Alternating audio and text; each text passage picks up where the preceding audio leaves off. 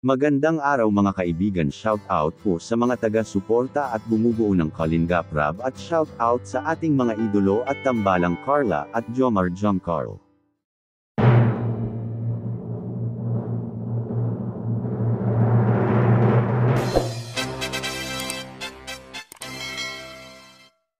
Sa video po na ito ay pag-usapan po natin ang mga sinabi ni Kalinga Prab na hinanakit at mga di niya nagustuhang obserbasyon sa mga Kalinga beneficiaries. Bagamat wala siyang tinukoy kung sino, ay mararamdaman mo na talagang di niya nagustuhan at sabi pa niya na nakaka-offend at nakaka-turn off at may mas deserving pa.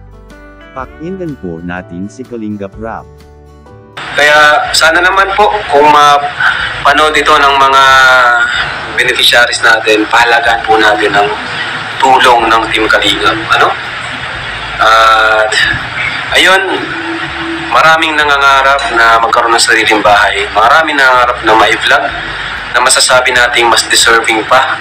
Kasi sa tingin ko naman talaga kung maglilibot tayo dito, marami talagang mas deserving. Sa ugali, sa Kaya pilitin nating maging deserving din tayo.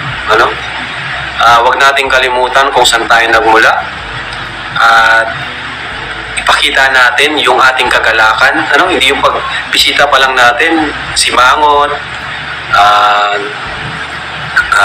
may hingi, di ba? Wag po ganun. At nakaka-turn off po yung ganun. Bisita ka pa lang, nakasimangot yung Dapat agad, maging masaya po tayo kasi nandyan ang Team Kalingap na tumutulong sa atin. Kasi kami naman po, wala pong nangyayari na sinasakal namin yung mga beneficiaries namin. Kasi actually, bago kami mag-vlog, schedule nila, kami ang nag-a-adjust po sa schedule nila. Kami nagtatanong kung kailan ka ba pwedeng i-vlog, ganun. Kahit kami na yung tutulong, kami pa rin yung mag-a-adjust po. Ganun po sa amin. Hindi yung kami na talagang masusunod.